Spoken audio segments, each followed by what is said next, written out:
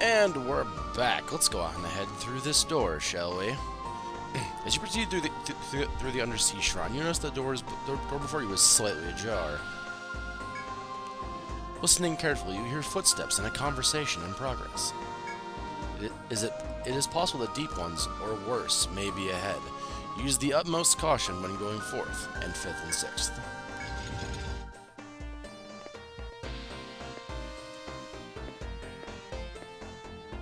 As you march through the hall, you discover a faint glow emanating from a mysterious device. It can only be the teleportation device, which the Abyssal King directed you to find. However, the moment you attempt to approach it, you detect an aura of intense menace from behind. You turn to face it, finding the young man standing there with his katana already in hand. I mean, we're not. I'm actually trying to save you guys too, but alright. Kujira continues to mutter a string of curses as he closes in on you, his katana held threateningly. But he's a bitch, so it doesn't matter. I'm fine with you actually manning up and doing something. With battle seeming inevitable, you ready your weapons when a familiar voice sounds from behind you. Oh, hey, cool. Thanks, Olympia. The girl moves as if to shield you from Kujira, fearlessly taking an aggressive stance toward him. I mean, if you gotta kill him, you gotta kill him. I'm not gonna ask you to, but... With these chilling words, Olympia steps forth in 5th, as Kujira laughs coldly.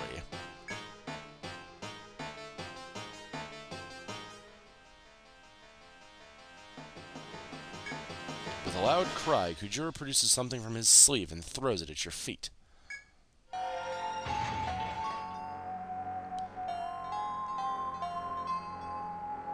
Does it now. Proof of Kujira's words arrives in the form of a beast coalescing from the smoke. You have no path forward save for that directly through this legendary beast. Draw your weapons and slay the beast confronting you. Okay. Hi, Shen. Let's go ahead and do our buff stuff.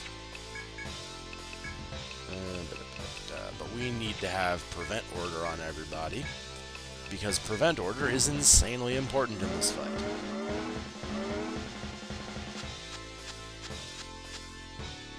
Cool.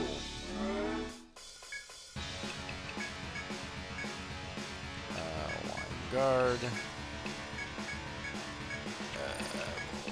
That you have to unfortunately party heal this time, but we'll make this work one way or the other.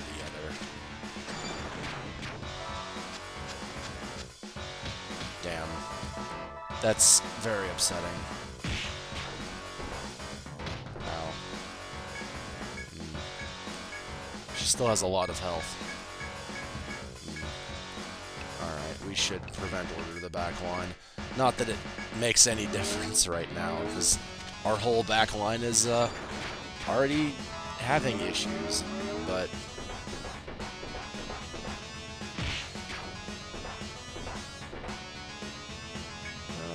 let's see. Okay, now that we have the back line protected from ailments, I think we should just focus on healing.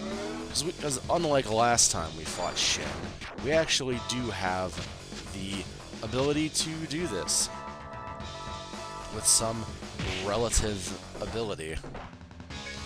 Now, we're going to go ahead and charge this turn, because we don't need to do anything of that nature, but we do need to refresh the front line. And you can just keep fighting, actually, Heather.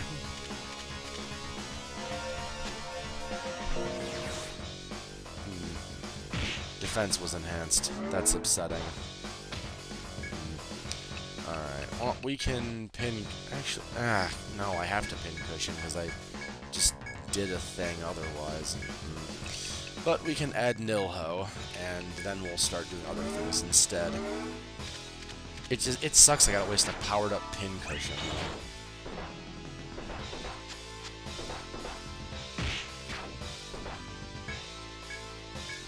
But there we go. Now we've, actually,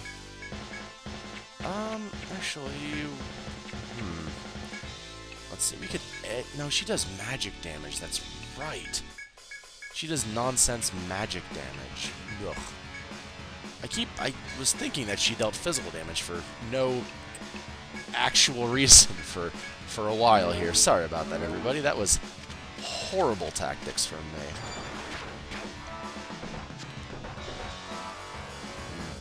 That's fairly frustrating of you. I wish you didn't do that, because that kind of undoes a lot of my work in beating you up. Let's prevent order.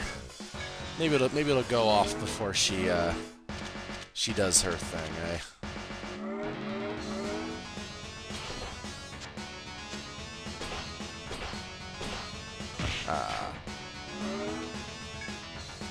Okay, now pin cushion. Anti-cold's a great move, though.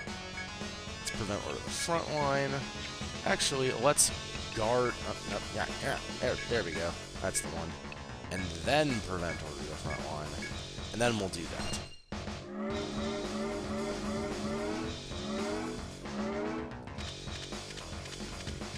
There we go.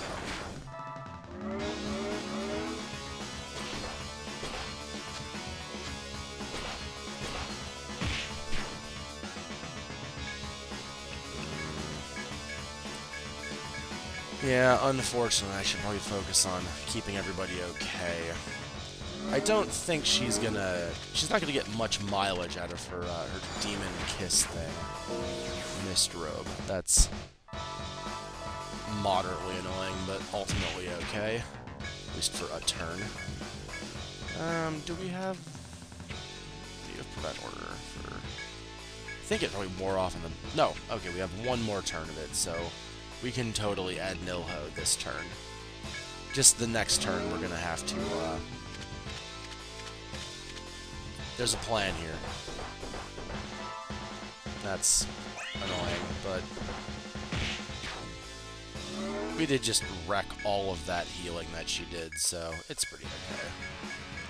It's not great, but it's probably as good as we're going to be able to do right now. I forgot how actually challenging Shin is.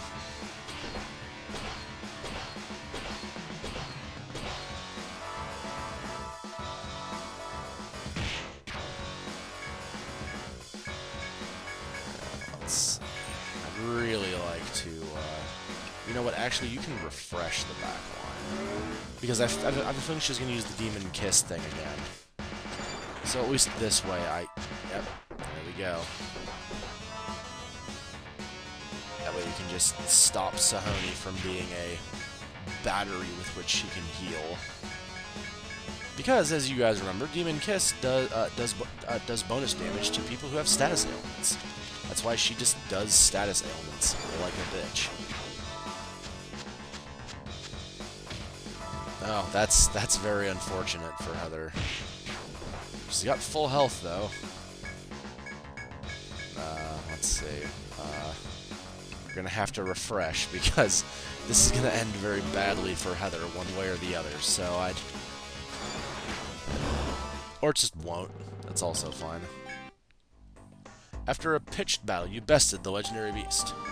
From behind you, however, you can hear ragged breathing from the two master combatants. You turn to see Olympia and Kujira facing each other, each suffering from severe wounds. Yep, almost like I'm not a bitch or something. Kujira glances towards you. His eyes betray his realization of his precarious situation. With this, Kujira takes a quick leap back, fleeing the room. Goodbye, Kujira. I mean, we succeeded, so... Olympia slowly approaches you. Her chassis is shattered, and she seems to have difficulty moving.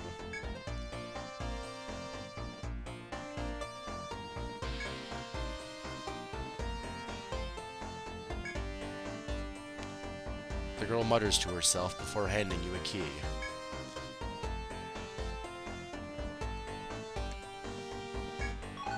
The moon key. The moon key is very, very important. You can obey Olympia's directive and report to the Celestial Palace, or check the teleportation device. Well, we're going to go ahead and use the teleportation device real quick, and wind up in the Porcelain Forest. Yep, we're doing this again. Porcelain Forest. Super excited about doing this again. Except we're not. We're not going to do it right now. We are going to report this quest though.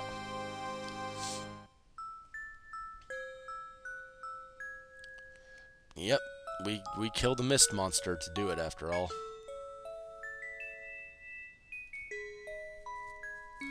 This is the least popular Dragon Ball Z movie, the plot to eradicate the Deep Ones. You may accept a new mission when you are ready. New mission is available. Neat. And not a level. Now, normally you would just go ahead and say, oh, I'll go hunt for the Porcelain Lady, but no. We're not going to do that. Because there's other things that we need to accomplish. Like talk to her. This was accidental. I didn't think she had a cutscene, sorry.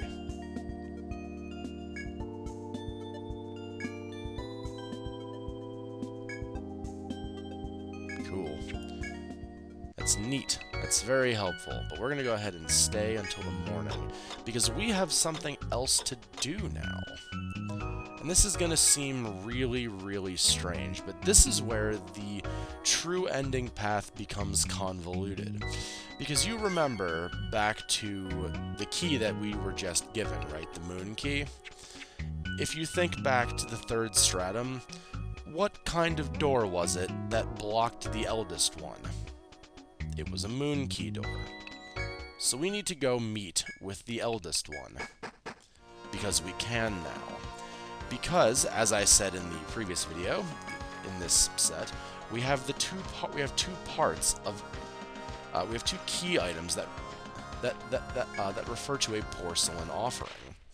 So maybe the deep one can, you know, help us out and give us some context to what's going on. After I remove my kitten from the computer. She believes that she can hang around the computer. She cannot.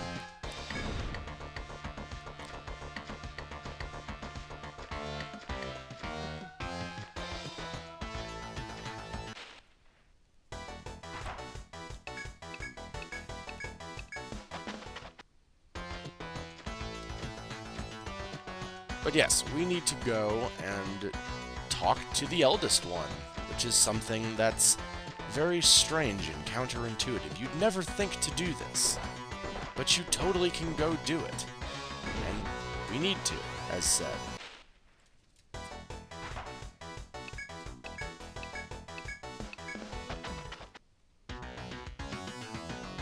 Because you see, it's a moon door.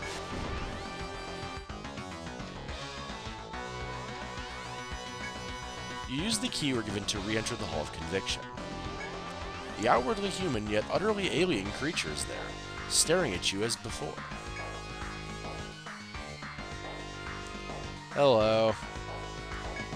The eldest one's rasp grates on your ears, as his mocking manner grates at your pride.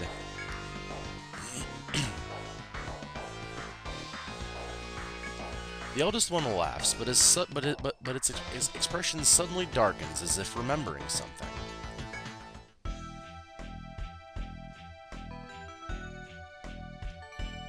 I mean, not, like, I don't think it has to be.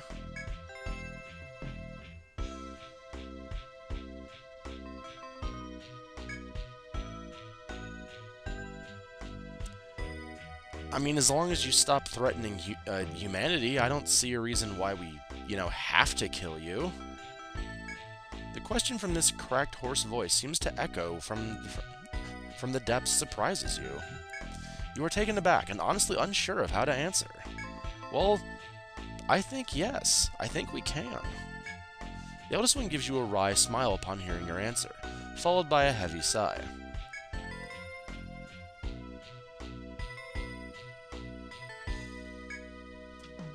The eldest one mutters to himself and points to your pack before continuing quietly. After I move the kitten. Okay, kitten moved. Good. She jumped down by herself. Oh, was it now? That's strange.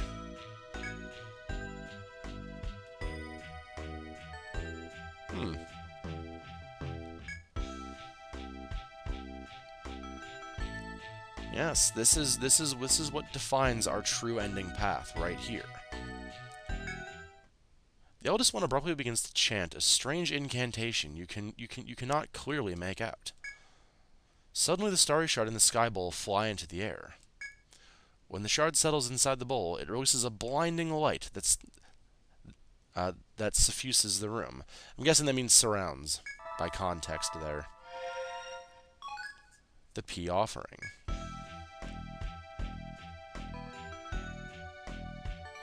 100-year-old gift from you?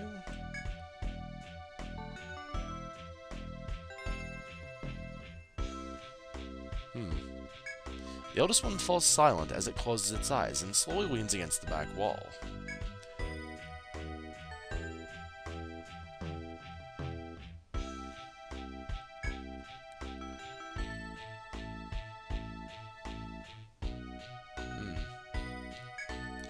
The deep one opens its scarlet eyes again and locks its glare on you.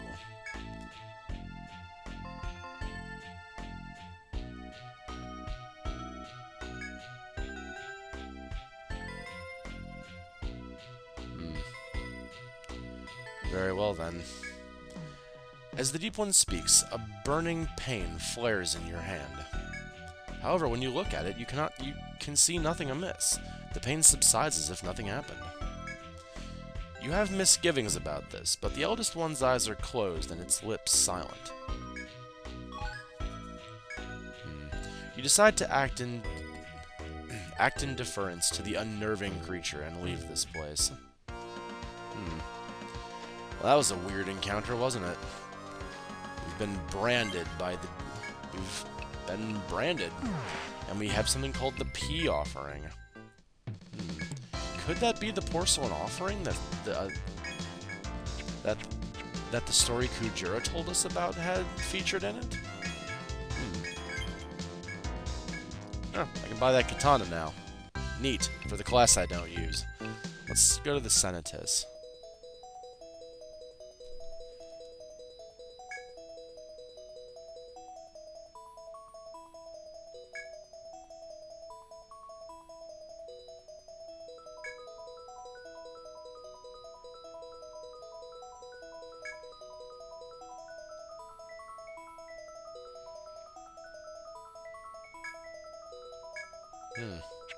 Well then, guess we should go take a nap then. Now, the next thing we need to do is go through the stratum. So we're gonna start that next time because there's no way we can make any real progress today. So I hope you guys had fun, and I will see you next time with more Let's Play Etrian Odyssey 3, The Drowned City, the true ending path. Going full ham on the true ending path part of things now, so should be fun. Should be fun. But I'll see you guys next time. Till then. Okay?